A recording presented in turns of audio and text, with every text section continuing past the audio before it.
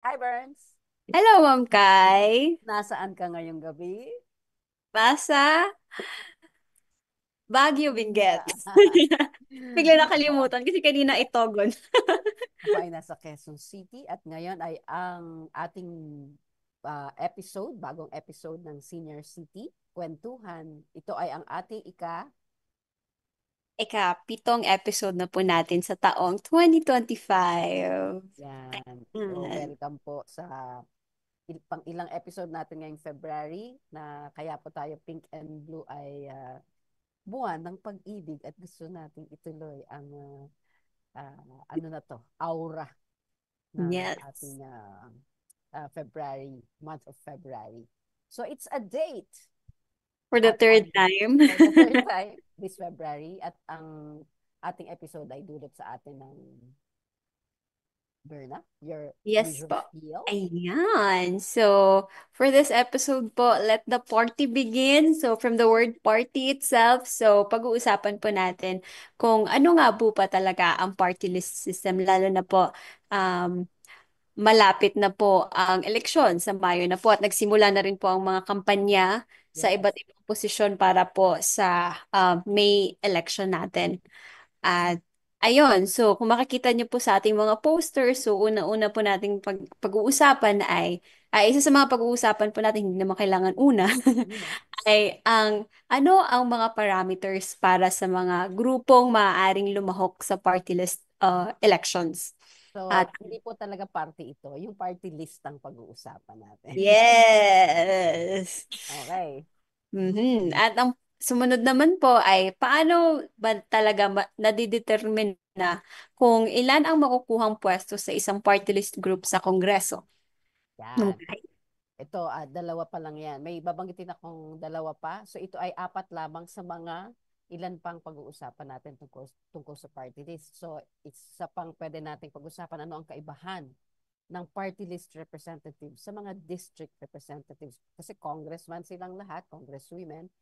Pero ano ba ang kaibahan ng representative ng district at representative ng party list? At yung isa pang pag-usapan natin, proseso ng pagboto. So para sa ating lahat ito na mga botante sa darating na Mayo 2025, anong proseso ng pagboto para sa party list representatives ngayong election 2025? So ilan lamang po yan sa mga pag-uusapan natin ngayong gabi. At ngayong gabing episode na dulot sa atin ng uh, SISO, Yes. Inat Philippines, senior, tama ba? Seniors sa Opo. panahon ng COVID at ng Philippine Rural Reconstruction Movement or PRRM. So it's a date. Let's go on with our date. Yan. So ang ating pong unang pag-uusapan sa ngayon ay hindi po kami magpapanggap ni Berna na mga experts sa party list system dahil hindi naman po talaga kami expert. Kami rin po ay kasabay ninyong mag-aaral, matututo at aalamin ang mga batayang konsepto, prinsipyo at mga proseso para sa tungkol sa party list system at ano yung dapat natin gawin bilang mamboboto o botante para sa May 2025 na election. So, dahil hindi kami expert, kami ay nanghiram ng expertise. So, ilan pong i-share, ibabahagi namin sa inyo ngayon ay ilang maiikling video. Kinuha po namin sa YouTube, sa GMA News dahil meron silang ilang informational video clips na aming inedit-edit para ibigay sa inyo, ibahagi sa inyo yung mga highlights. Meron din po kaming reference sa isa nating partner, isa nating katrabaho. Yun pong John J. Carroll Institute on Church and Social Issues o JJC ICSI. Yan po ang kanilang pangalan. At ang isa pa pong reference natin ay nagkaroon po ng isang forum at ang mga tagapagsalita o resource persons ay nanggaling sa Democratic Insights Group or DIG. So yan po yung ilang mga references natin ngayong gabi at yung mga highlights ng mga materials nila at saka mga talks nila ay i-share din namin sa inyo ngayong gabi. Yes, Birds? Ayan. So, um, una po nating pag-uusapan ngayon at ipapakita po namin ay ano nga po pala talaga ang party list system. At Ma'am Kai, pwede mo ba akong tulungan sa Oh, pag-share ng sure. screen? Okay, share natin. Stop ko muna to. So very ano lang po ito, very parang broad introduction sa ano nga po ba talaga ang party list system. Tapos hihimay-himayin po natin yan sa mga susunod po na ipe-present po namin. Kasi meron din po kami at tulad ng nabanggit ni Ma'am Kay, may hiniram kami sa ICSI Yeah, na ano nila, IEC materials at ginawa namin PowerPoint slides. yeah. Yan. So ito ay yung maikling clip na pinulot namin mula sa isang video ng GMA News. So pakinggan po natin at panoorin. Party list. Mahalagang boto para sa iba't ibang sektor at organisasyon ng lipunan. Bakit nga ba tayo bumuboto ng party list? At ano ang tungkulin nito? Okay, pwedeng palakasan po ang audio. What you need to know. Ang sistemang party list. May audio ba? Sorry. Meron po, medyo mahina lang. Ay nabuo noong 1955 sa pamamagitan ng Party List System Act noong taong yon. At makalipas ang 3 taon, noong 1998, nagsimula yung Party List election. Bakit kailangan ito? Kasi sa mahabang panahon po, talagang may dominasyon ng mga mayamang kapangyarihan doon sa aspeto ng Congressional District Representatives na siyang sa kasalukuyan 80% ng kabuuang upuan sa House of Representatives.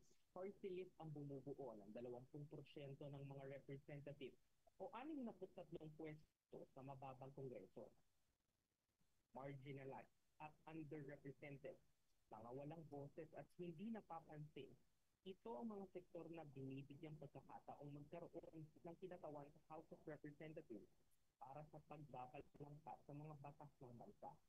Ito'y maaaring isang sectoral organization, mga grupo ng botante na magkakasama dahil sa kanilang hitsura o mga katangian at ng kanilang mga uri ng trabaho, interes at pinagmamalakasan. Political party na maaaring national or regional party na binubuo ng mga botanteng nagsusulong ng isang ideolohiya at prinsipyong politikal para tulungan ng pamahalaan. At sectoral party o mga grupo ng mamamayang may isang advokasya para sa sektor ng manggagawa, isda, pagsasaka, kababaihan, kabataan, overseas workers, veterano, urban poor, matatanda, may kapansanan, mga indigenous cultural community, at maging ng mga professional. Yun ang layunin ng sistemang party list, dapat bigyan ng process yung mga nasa laylayan ng ayon sa konstitusyon, ang House of Representatives ay kinakailangang mayroong hindi lalampas sa 250 members na ihahalal mula sa legislative districts ng mga bayan, probinsya at syudad, at mula sa mga party list na ihahalal dapat mga registered national, regional at sectoral parties at organizations. Republic Act number 7941. Ito ang batas na nagtatakda ng party list system sa bansa. Highest to lowest ang ranking sa paghalal ng mga party list representatives.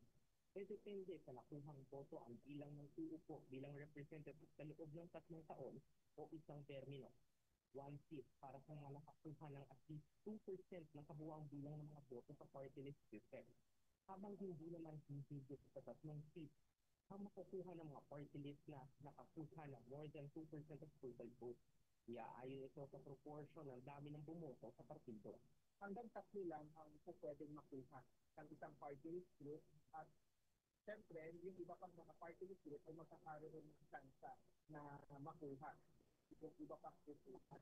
So, pwede pa rin mabigyan ng isang upuan ng mga party list na hindi umabot sa 2% threshold basta pasok sa ranking na kinakailangan makuha ng 20% sa House of Representatives. 63 seats or up to election 63 o 63 upuan yung ibibigay para sa mga tinatawag na party list representatives. Maliit na bilang lang ito, pero sana naman ay maging tunay na boses na kung nasa sa lipunan yung bubuo itong 63 upuan ito. Kaya dapat talaga nasigurado natin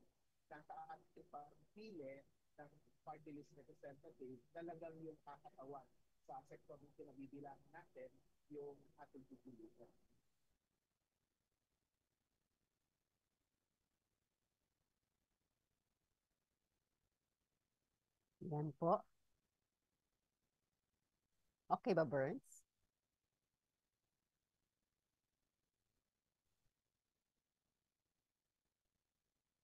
Burns? Burns, I'm back. Ayun. Napanood ba natin? Opo, pero Natapos na? mahina Okay. po yung Mahina. Okay. video or audio po ng video. Oo. Audio talaga ng video yung mahina.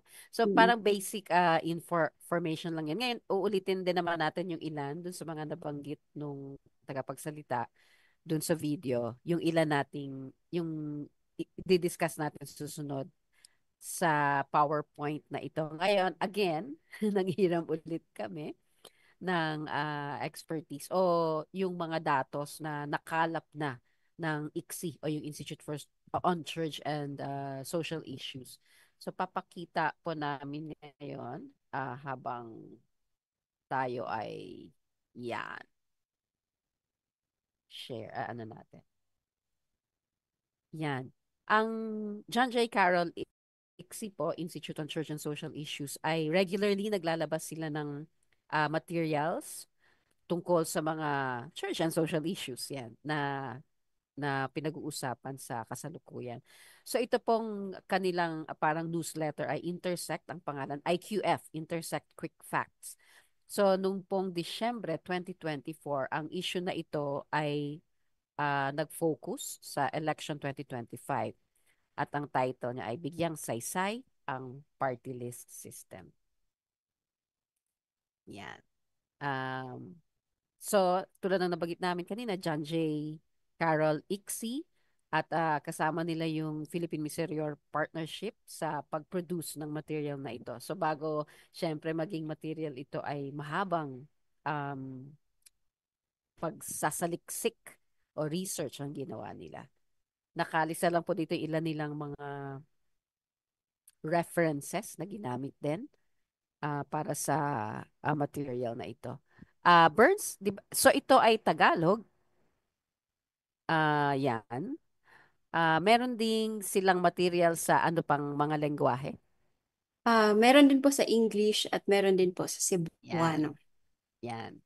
Search nyo lang po sa kanilang website.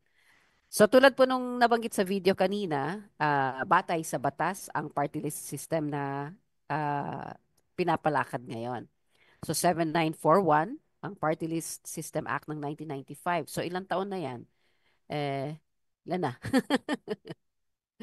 30 years na ang party list system at ang batas na ito. So medyo matagal na. Matanda pa kay Bernadette. Tama ba ang bilang ko? Okay. So sabi nga din dun sa video kanina, yung party list system ay isang paraan upang mabigyan ng boses dahil sa nakagisna nating election, palaging yung mga malalaki may kayang magalunsad ng malalaking kampanya ang nagdo-dominate sa kampanya at sa election. So yung party list system ay nakatutok naman sa mga sektor na marginalized and underrepresented o yung hindi napapansin, hindi napapakinggan, mahina ang boses. At ito ay, at dahil dun nga sa sitwasyon na yon, ito ay tugon, yung party list system ay tugon sa pamamayagpag ng malalaking partidong politikal. Yun nga, nabanggit ko na may makinarya para matiyak na makakakuha sila ng pwesto sa Congress. Yan.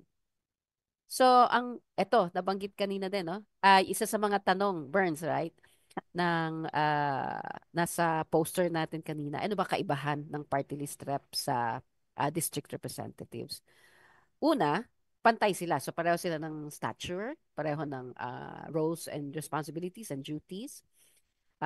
Yung party list reps at saka yung yung mga district representatives. At lahat sila ay magko-compose ng mababang kapulungan ng Kongreso o yung House of Representatives. Yung role nila ay magpanukala ng mga batas na may kinalaman sa interes ng sektor nila o ng partidong nire-represent nila. So yun ang trabaho nila sa Kongreso. Samantalang yung district representatives ay syempre yung teritoryo nila o yung area or yung area of jurisdiction nila. Kung ilang bayan sa isang probinsya ang kanyang nire-represent. So yun ang isa ring pagkakaiba. At sa May, sabi din nga dun sa video kanina, sa May 2025, ang nakapag-file ng candidacies at ngayon ay nangangampanya ay 156 party list groups. At tulad rin ng mga district representatives, ang kanilang term of office ay 3 taon. May dagdag lang din po ako Sige, dyan. Bernadette. So, doon po sa party list representatives po natin at sa district representatives, since pantay po sila, pero yung ratio po kung ilan yung bilang ng district representatives at party list representatives ay magkaiba po. Sa party list representatives, meron pong 63 seats ang ibibigay and the rest po na 253. Wow, magaling sa math. Galing. um, District representatives naman po yun. So kahit po na kunwari, boboto tayo ng party list group. So parang at yung ang nire-represent po nila ay marginalized groups ay medyo mababa pa rin po yung number nila Yung ratio. Oo. sa Kongreso. Pero at Mhm. least when we vote the right party list na nagre-represent talaga sa marginalized groups, then magkakaroon po ng boses ng mga um, underserved na mga kababayan po natin. Okay. Sige. At uulitin din ulit natin yan mamaya, no? So ito, binanggit din kanina sa video yung binibigyan ng batas ng pagkakataong makilahok ang mga batayang sektor, no, sa paglilikha ng batas na magsaserve sa kanilang interest or magpo-promote ng kanilang agenda sa pamamagitan nga ng mga batas. So nabanggit din kanina yung ilang sectors na to, no? So i-highlight din natin ng konti. So meron tayong nabanggit kanina din sa video, manggagawa o yung labor or workers, magsasaka o peasants or farmers. Yan. Katutubo, indigenous cultural communities, indigenous peoples, mangingisda o yung small fishers na ngayon ay may agenda talagang malaki na kailangan nilang pag-usapan at isulong. Maralitang tagalungsod o urban poor at kabataan o youth. Bukod dyan, ay binabanggit din sa batas ang ilan pang sectors na yung sinasabi natin kanina ay underrepresented and marginalized. So, yung mga senior citizens, although ngayon ay meron naman, kumbaga, groups, associations of senior citizens at meron din silang party list groups. May kapansanan o persons with disability, kababaihan o women, yung veterans ng mga war veterans, no, na nagsilbi sa ating bansa at maging sa ibang bansa at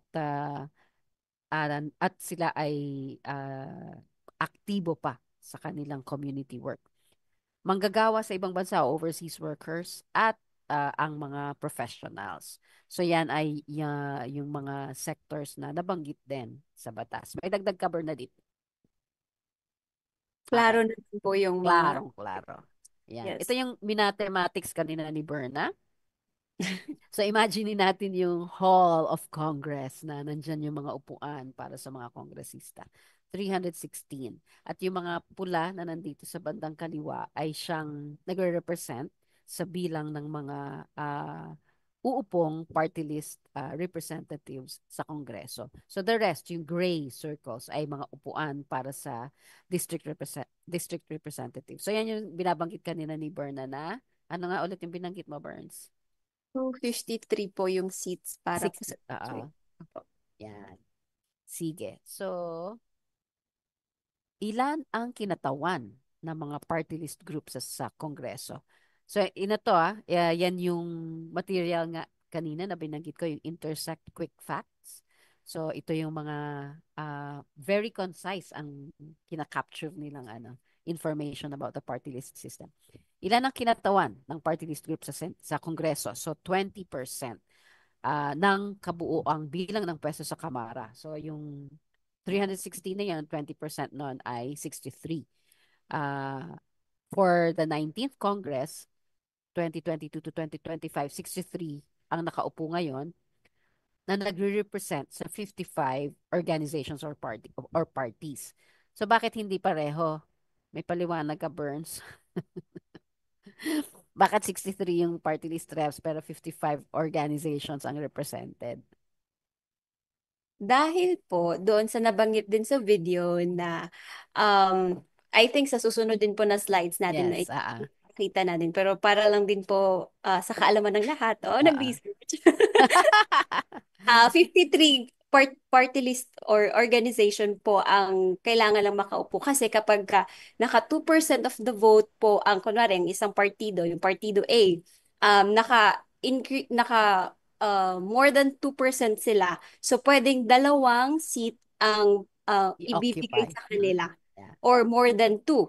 Hanggang ano po yan, hanggang 3 seats po ang pwedeng maibigay. So kahit na over na yung boto sa kanila, hanggang 3 lang po yung pwedeng makaupo. Tapos kung hindi naman po makaabot ng 2% yung iba, tapos hindi rin more than 2% ng votes, may mga hihilain pa po sila na base po sa ranking din ng ating mga party list. Yes. Pag hindi Uh, pa puno yung Opo. 63. Yes. Hanggang Yeah. sa papunuan siya. Ang galing, nagbabasa. Nakinig din. Ito ang sinasabi ni Berna. 2% ng kabuoang boto para sa party list. So, boto lang sa party list, hindi yung total vote turnout, no? So, kung ang lahat ng boto para sa party list ay 10,200,000 or 2% nito, ang 2% nito. So, pag ang isang party list ay nagkaroon ng 200,000 votes or more, pasok siya. Yan yung sinasabi ni Berna. May isa siyang upuan. Ang party list group na makakuha ng higit pa sa 2%, meaning 200,000 pataas, ay mabibigyan ng karagdagang pwesto pero hanggang 3 lang. Maaari ding makakuha ng pwesto ang mga hindi nakakuha ng 2%, sabi nga ni Berna kanina, kapag hindi pa puno yung 20% seats in Congress or yung 63 in absolute number, no? 63 seats. Ang kung hindi pa Opo. napuno yun ay papasok yung Mhm. mga hindi man naka 2% pero Tama. ah, hindi pa napuno yung 63. Magulo So, ba?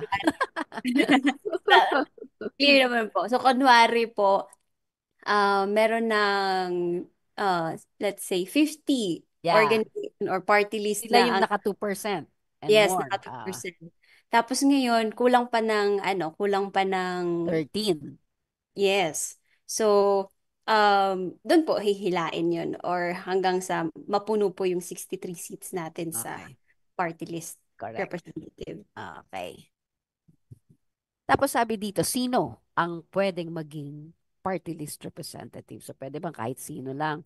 So, ngayon daw 2025, ah bawat party list group ay hiningan ng 10 nominees. So, hindi lang 3 ang pinalista na nominees. So, 10 ang pinalistang nominee.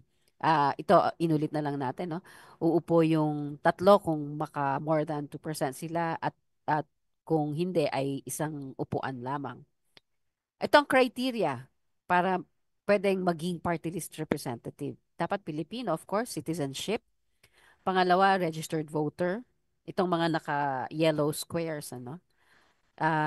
Residente sa Pilipinas ng not less than 1 year before the day of election. So May 14 yata, May 14, 2025 ang election ngayon.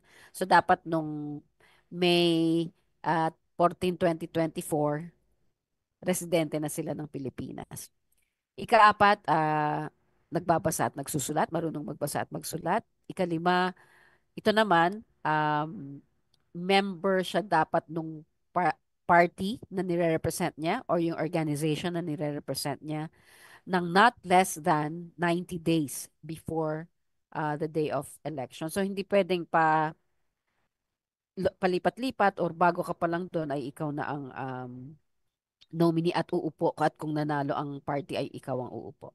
At ika-anim ay 25 years and above ang age sa araw ng election.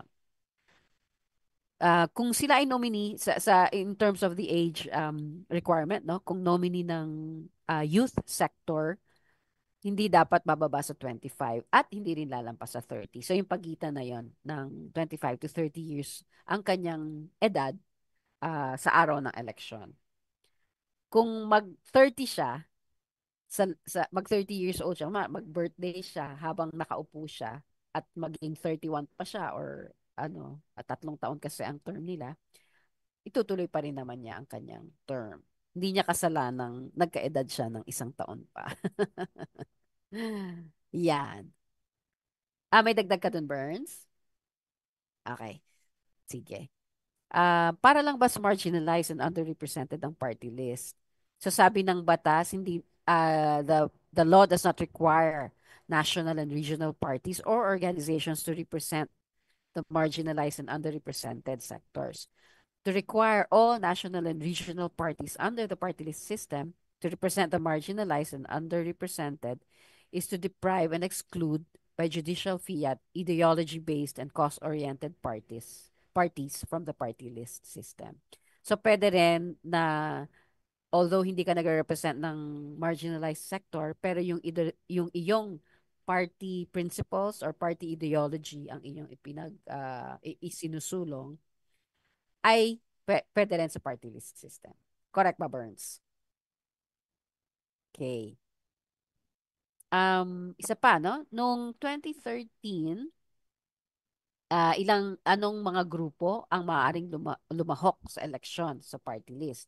So ano yung mga parameters? May 6 parameters daw ayon sa COMELEC sa pagtukoy kung aling mga grupong maaaring lumahok. So sino ang pwedeng mag-file ng candidacy at tumakbo at mga panya at maboto sa ilalim ng party list system.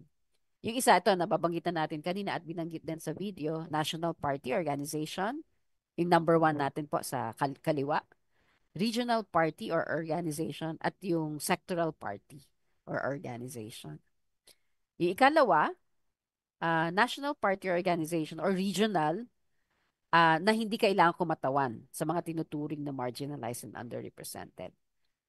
Pangatlong parameter sa pwedeng tumakbo sa ilalim ng party list system ay isang political party. Sa pamamagitan ng sectoral wing nito ay maaaring lumahok sa party list elections. Basta't ang sectoral wing na ito ay rehistrado sa ilalim, nakukulang ang aking kinat and paste. Ano kaya yung sa ilalim?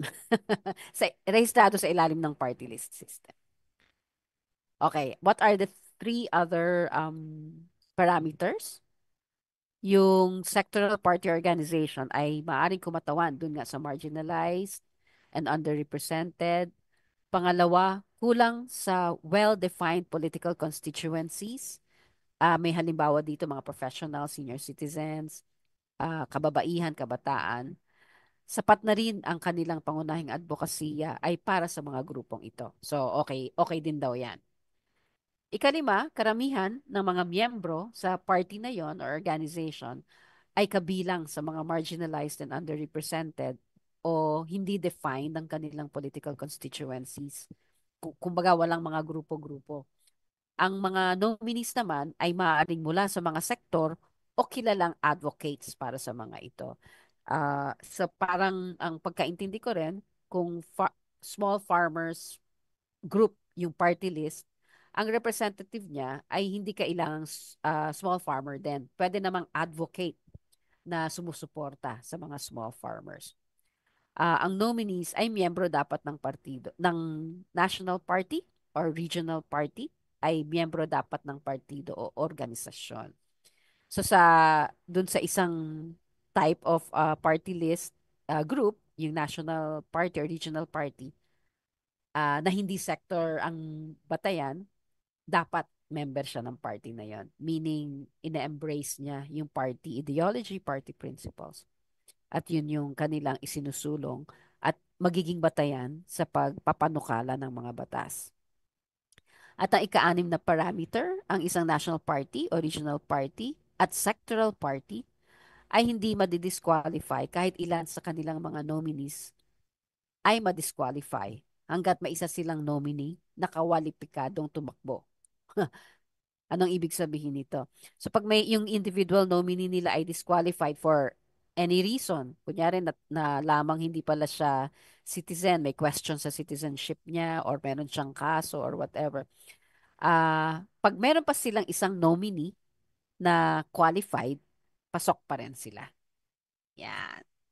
So yan ang sinasabi. Okay. At this point, Perns, kung wala kang idadagdag, at this point, pakita natin yung, can you share pa rin? O hindi? Yung second video Yung po. second video ng Yes, I can share. GMA. Yeah, let's go. Kasi related din yung video na ito dun sa mga nabanggit natin in the PowerPoint. Mhm.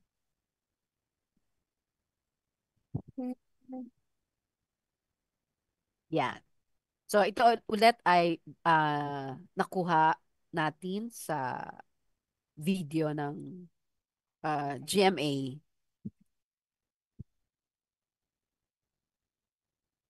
Are you okay, Burns? Or should I? Ako na. Naputol siya. Sige. Share ko po ang pangalawang video natin na galing pa rin sa GMA pero tinutuloy lang nito yung ating discussion.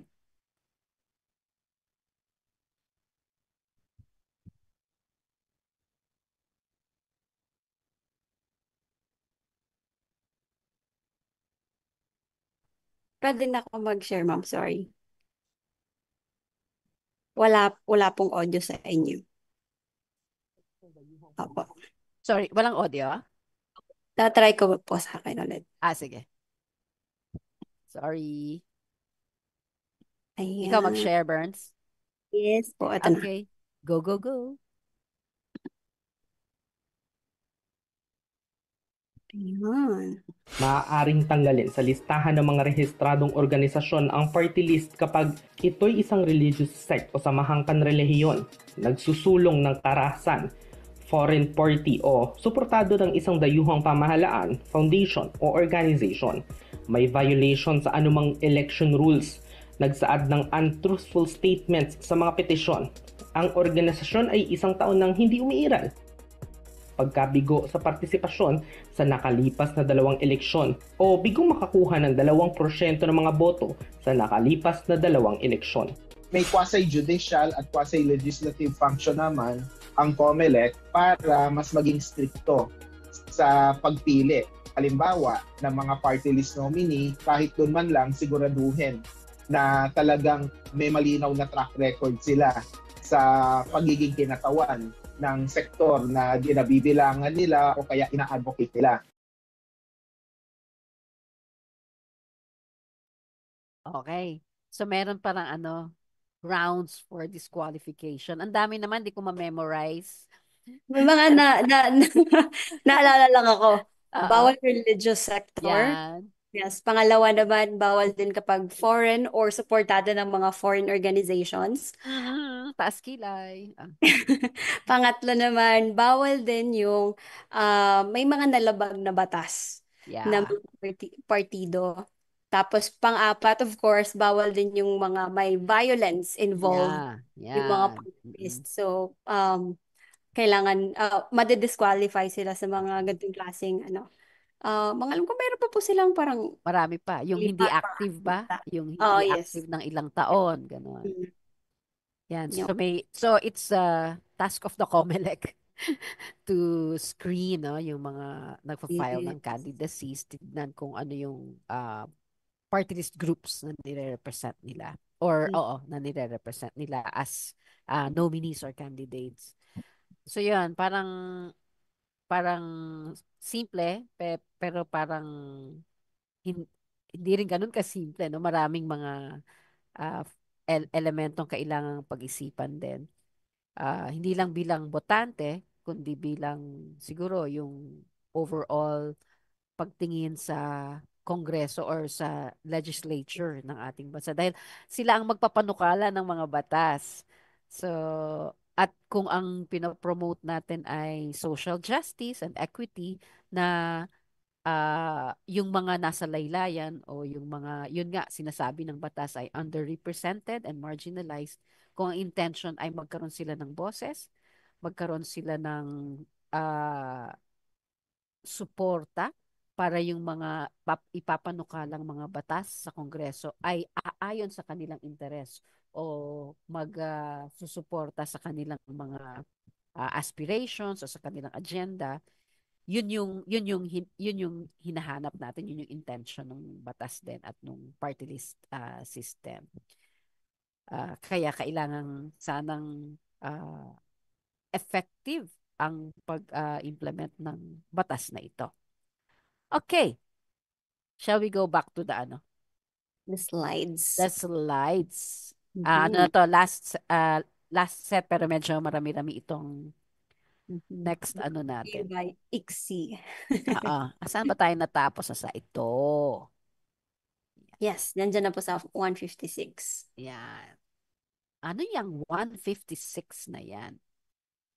Yan. Ito. Diretso na tayo. Ano ng mga kapangyarihan na tungkulin, no? Duties and responsibilities and powers, no? Nung party list representatives pag nakaupo na sila sa Kongreso.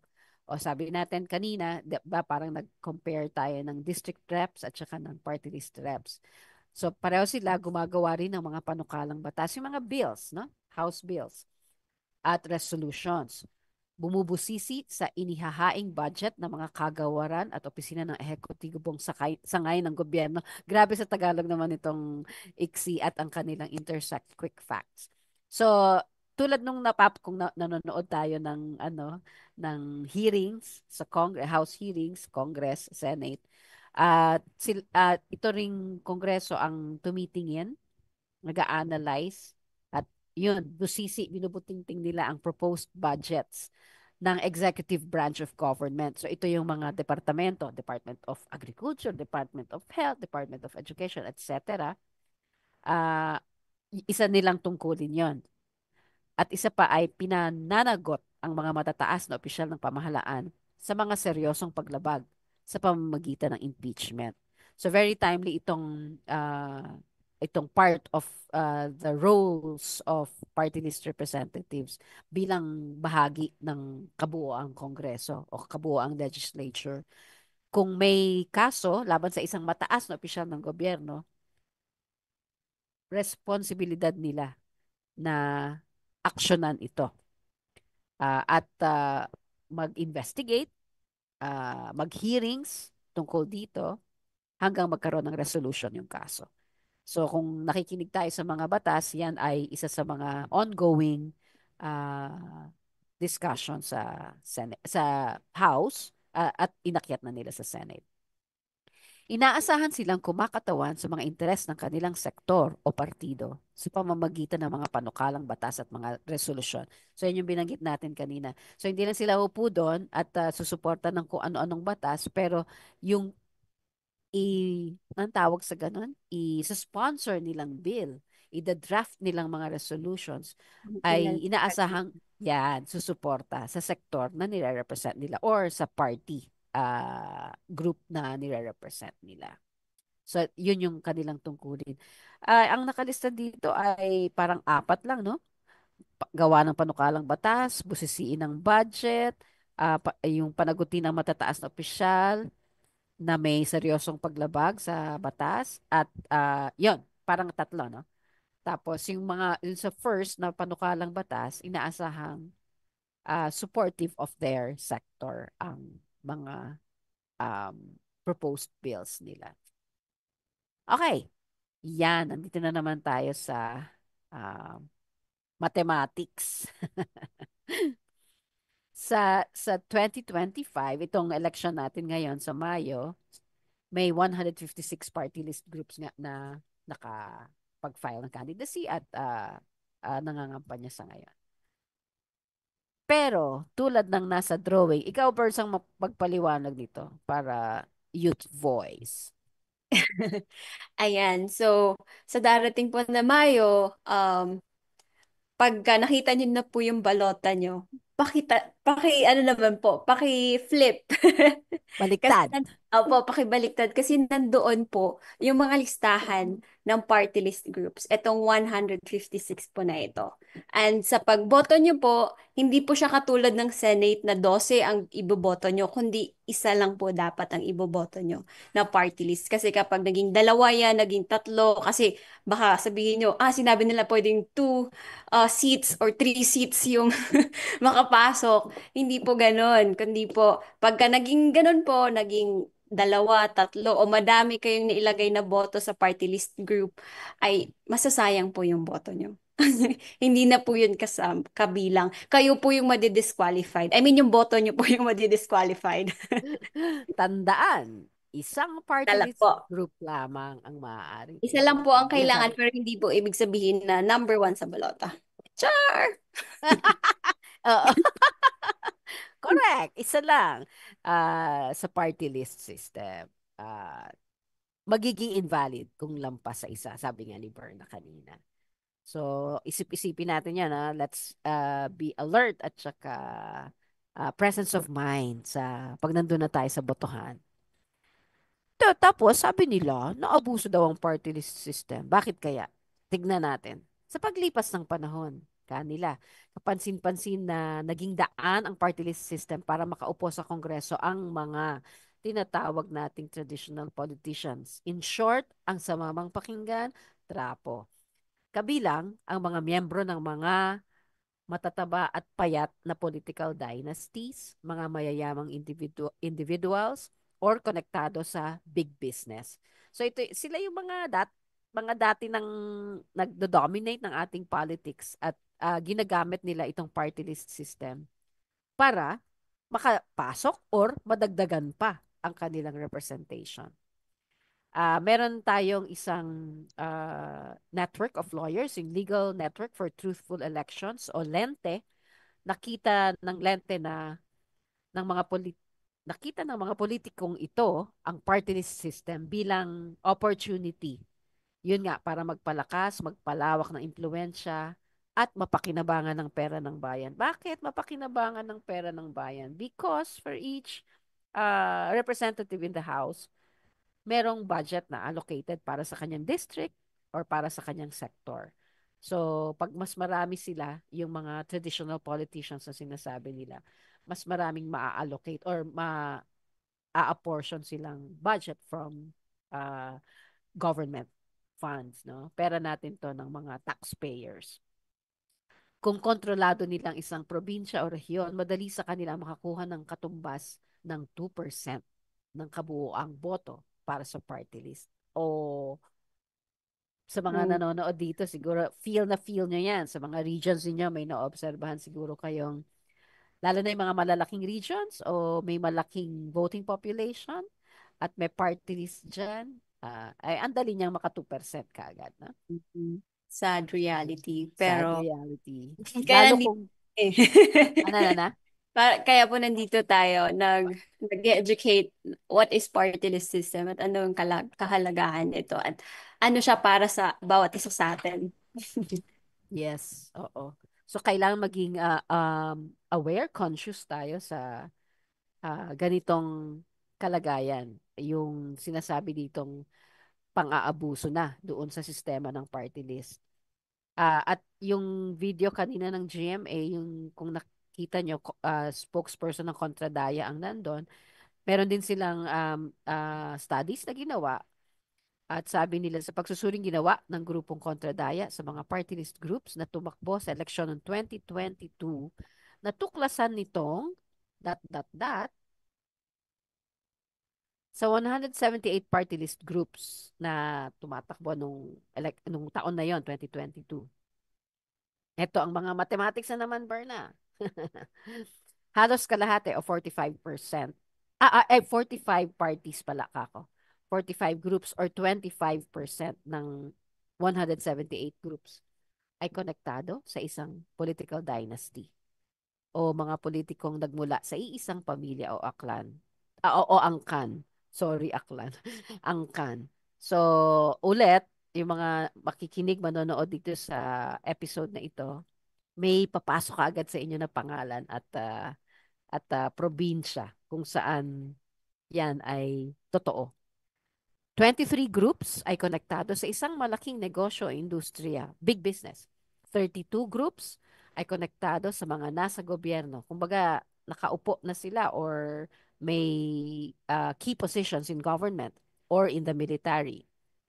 26 groups ay may nominee na nasa pwesto pa sa gobyerno. Kumbaga, nasa position pa siya, nominee na siya doon sa party list. At 21 groups ay humaharap sa kaso o sangkot sa katiwalian. So involved sila sa mga, ay, siguro corruption yan, graft and corruption or other shady businesses. So, parang ano natin, we keep in mind or itanong natin sa sarili natin. Burns, gusto mo, simulan ko muna dito tapos yung next set of two points to ponder or to think about mula ngayon hanggang mag-eleksyon. Pwede nating pag-isipan bawat isa sa atin. Una, aling party list group ang binoto mo nung huling eleksyon? Kung bumoto ka nung huling eleksyon, bakit yun ang binoto mo? At kung ia-assess mo, meron ba silang panukalang batas na sinulong habang sila ay nasa Kongreso? O meron bang programs na napakinabangan mo mula sa na batay sa kanilang pag-upo sa Congress? Isa ring pag-isipan natin yung number 2. Batay sa pagbalik tanaw mo dun sa election dati. Ngayon naman sa election ngayon. Aling party list group ngayon ang naisip mong iboto sa May 2025? At bakit? Meron ba siyang advokasya at plataforma na malapit sa puso mo o sinusuportahan mo rin o sa tingin mo ay makakatulong sa ating nation building o sa pag-unlad, sa totoong pag-unlad ng ating bansa at doon sa goal ng party list system na bigyan ng boses at mas malaking kapangyarihan ang mga marginalized. Yan. So, check natin yan. Tignan natin yan. Isip-isip, usap-usap. Dagdag ko din po siguro sa Sige. number 1, ma'am, Number 1. is kung wala man o meron mang mga programa nito, yung mga napakinabangan nila Mm-mm. ng mga bumoto dun sa mga party list na yun. Tingnan nyo rin kung ano din yung mga panukalang batas o mga isinulong nila na sa tingin natin related doon sa personal interest nila, kung meron man. Kasi kasi 'di ba nakita nga naman po natin naabuso yung party list system at may mga porsyento po talaga doon na galing sa political dynasty, galing sa ganito. So tingnan natin kung ang nakinabang ba doon sa panukalang batas na sinulong nila ay sila-sila rin o kayo talaga na bumoto doon sa party list na yon or nominee. Parang ang sinasuggest mo, tignan natin lahat ng ginawa niya. Tapos, Do your alin own ba yung, research. Oo. do your own research. Alin ba to ang nagsilbi talaga para sa sector or sa group na nirepresent niya? At alin yung mga nagsilbi lang para sa kanya? Sa kanyang political dynasty o sa kanyang big business or connection sa gobyerno. Yan, tama yan. Do your own research. At yung susunod pang pwedeng isipin at pag-usapan, Pangatlo naman po yan. ay sino-sino naman yung mga nominees ng party list group na naiisip mong iboto? Ano ang kanilang track record? Diba? Tulad nga po na nabanggit kanina, do your own research. Sino-sino ba talaga yung mga yan? Sino yung nasa first nominee? Sino yung second? Sino yung third nominees? Kasi hanggang 3 nominees yung pwedeng makaupo sa pwesto sa ating House of Representative. Ano-ano yung mga nagawa nila all throughout the years of their service? Or even yung wala pa po sila, hindi pa po sila nakaupo. Like, hindi pa sila ganon. Ano yung parang track record nila? Ano yung mga naging trabaho nila? Or ano yung mga proud sila na nagawa as part of their efforts, 'di ba? And then sumunod po nun, like batay sa pagkakilala mo sa kanila, saan, kanino, o sa anong interest sila konektado o sumusuporta. So yun, kailangan po you do your own research kasi at the end of the day po, kung yung party list na iboboto nyo ay hindi nagre-represent sa pangangailangan mo, hindi magiging boses mo sa Kongreso, then babalik at babalik tayo sa mahal na naman ng bigas. Wala na naman kita. mababa na naman yung Ay, sahod. Yung mga nako. ganun. Oo. Opo. Konektado po yan sa overall Correct. everyday life po natin. Butas na naman ng kalye. Yan. Baha, Oo. baha na naman sa Mm. barangay. Oo. Diba? And pang-apat naman po, sa mga nalalaman mong party list groups na tatakbo sa darating na eleksyon, alin sa kanila ang tila may questionabling layunin o advokasya? At bakit mo ito nasabi? So tulad nung nasa first video po ng GMA, madami pong questionable nominees na tumatakbo and from the past years na parang, o bakit siya tumatakbo? Eh, yun nga, parte siya ng big business or may konektado siya sa trapo or Or may-ari siya ng isang malaking something. Ganun. kung ano man yung malaking yan. Oo. So, Mm, kailangan talagang, kaya maganda yung title nito eh, pag-isipan, pag-usapan. mm, Parang reflection questions ito sa sarili mo.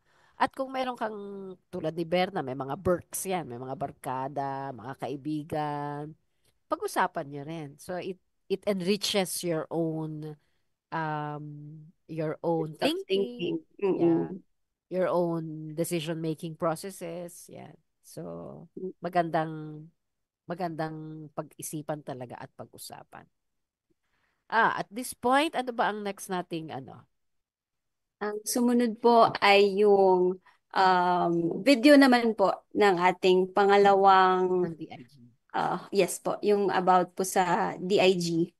Oo. So, Ngayon, ito pong next video natin. Ako ba mag-share ikaw, Birds? ako po. Sige. Itong Pakilala next mo muna po. video natin ay ano po ito? Zoom recording namin, no? Nagkaroon po kami nung isang linggo ng pagtitipon ng ilang mga PO leaders o mga leader mula sa komunidad, sa hanay ng mga maliliit na magsasaka, mangingisda, magninyog, kababaihan, kabataan, at ilan pong mga kawani at opisyal ng PRRM din. At nagkaroon po kami ng bahaginan, sharing with DIG, yung pong binanggit namin kanina, yung Democratic Insights Group. At ang kanilang finukusan ay parang pwede rin itong number 5 dun sa pag-isipan, pag-usapan. Um, ano ang naging karanasan natin sa mga nakaraang party list elections? At ano ba yung insights na nakuha nila? Kaya ganun po yung kanilang pangalan, Democratic Insights Group. Anong insights na nakuha nila? At binabahagi nila ito sa atin para tayo ay magkaroon tayo ng mas matalas, sharper view of things, assessment of the party list groups that are running at present for the May 2025 elections.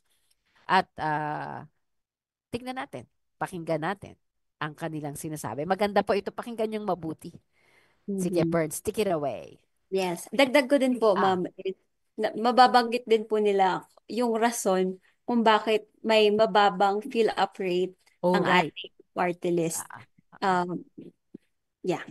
So, ito na po yung video. Ngayon, ano ba ang kadahilanan kung bakit may ganitong klaseng mababa at na fill up rate? Ang una naming basa dito, habang pagka bumoto tayo at ibinigay sa atin ang balota ng maestra, kadalasan ang binibigay sa atin at pinapakita sa atin yung presidente, vice presidente, yun ang una nilang pinapakita. Tapos sinasabi siyempre nila kasi kasama sa instruction nila, nasa likod ang party list. Okay? Siguro isa kadahilanan yun, baka nakalimutan na ng iba na may party list pa pala sa likod. So, pero wala kaming datos dito. Ang tinitingnan lang namin, ano kaya mga kadahilanan? Pangalawa, baka sobrang dami ang pagpipilian. Baka sa punto ng botante, ba't ang dami naman? Paano ba kami mamili niyan? Pangatlo, baka walang napupusuan. Para bang, ang tingin ko dyan is talagang maybe, wala lang. Iba ang kanilang criteria, hindi lang nila napupusuan, ayaw nilang bumoto. Hindi kasing importante kumpara sa ibang posisyon, baka ganon din yung dialogue ng iba eh. And then nalilito sila at hindi lang isa ang binoto. So ito yung mga tingin namin kadahilanan kung bakit may ganitong klaseng mababa na participation at saka fill up rate na medyo at may overvote rate na ganito. Yan. Tignan niyo po yan, Burns, wag mo munang tanggalin. No? So ito yung ilang reasons kung bakit, sa nakita nila kung bakit may mababa at na fill up rate sa Mike. party list. Ay, sorry. Oo. Kung bakit may mababang fill up rate sa party list. Yan yung insights nila na nakita nila sa mga nakaraang elections. So tingnan niyo po yung parang sample lang naman to, no? Ito yung sa pag-aaral nila, mga probinsyang may high fill up rates nandito po sa gitnang table sa baba. Mataas, 89.2% ang fill up nila, ang bumoto sa party list. Sa kabila naman, yung nasa kanan, sa taas, ay mga probinsyang may mababang fill up rate. Meaning, kung na-fill upan ba yung party list slot. So, ang pinaka mababang fill up rate ay 43. Yun, 43%. So, 43% lang ang nag-fill up. Ganyan. So ito po yung ilang So sana ay maiwasan natin 'to, no, yung sa number one, ang sagot doon tandaan nasa likod ng balota. Yung numbers 2, 3, 4, 5, yan yung binabanggit namin ni Berna na let us do our own research, pag-isipan, mag-reflect at pag-usapan kasama ng iba niyong mga kasama. Lalo na sa mga kabataan, Burns, what do you have to say or to recommend to people your Mm, age? yes. 16, 18, ganun. So, yun. Oo, I used to be 16. I used to be. Oo, siguro po sa kanila, sa amin din. Kasi maski ako, I also remind myself every day na, hindi naman everyday OA. Every time nare-remind ako na kailangan talaga natin pagka lumalabas ako ng bahay, alam mo yung sira yung kanal. Hindi nakakadalo yung tubig kanal, yung mga ganon. Tapos kalat yung basura, wala man lang designated na basurahan sa Yan. public places or kung meron man walang kulang at wala ring frequent na kumukuha ng mga basura namin sa bahay din yung mga ganun. Yung mga ganung simpleng problema natin is dapat nasusolusyonan yun ng gobyerno kasi nga again nagbabayad tayo ng buwis. And At yan ay, ako ba ang naputol? At yan ay serbisyo pa lamang, iba pa yung ah, agenda ng mga marginalized sectors. Na, ay, nawala ako. Ayan. ayan. Yung represent ng sector natin, lalo na Yan. bilang kabataan. Kasi sabi nga, lagi kong sinasabi to, when you are young, they assume you're nothing. Laging sinasabi yan ni Taylor Swift na nag-i-echo lagi sa ano ko sa isip ko. Hindi po ako Taylor Swift fan, hindi lang po halata.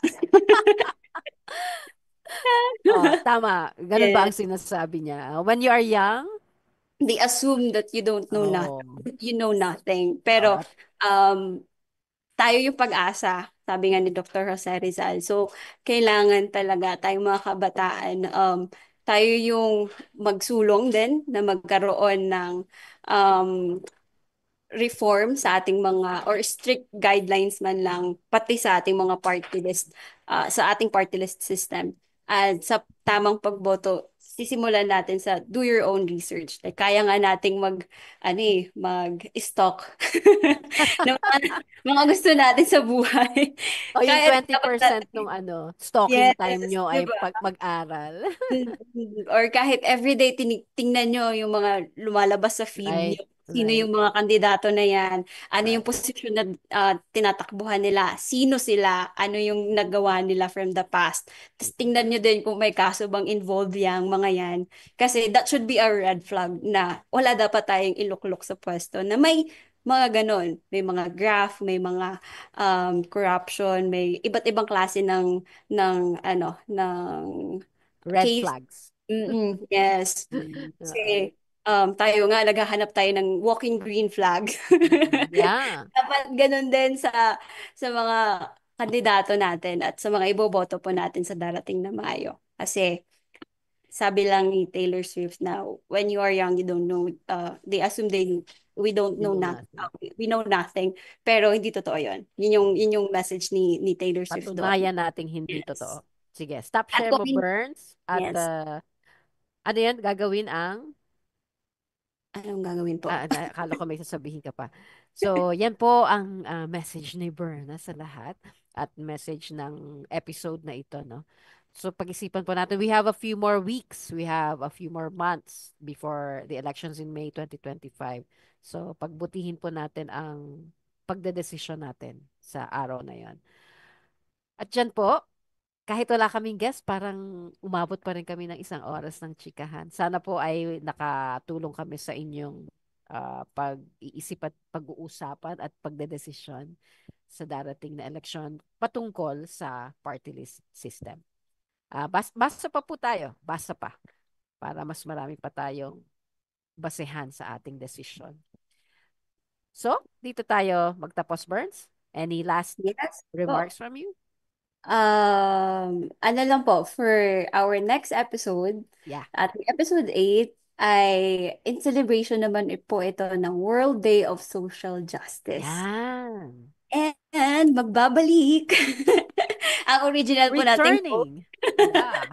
hosts, si Ma'am Girlie Villariba at si Sir Ed De La Torre po, para po i-celebrate ang World Day of Social Social Justice. So, justice. medyo tawag dito, konektado sa Yan. pinag-uusapan natin ngayon yung susunod po nating episode. So, ayan po. Kaya Maraming abangan niyo po sa susunod na Sabado alas 7 ng gabi ang Senior City Kwentuhan Episode 8. So, bye, Burns. Salamat po sa mga salamat po. nanood at nakinig. Do your own research. Let's do it together. Yan. Okay, bye.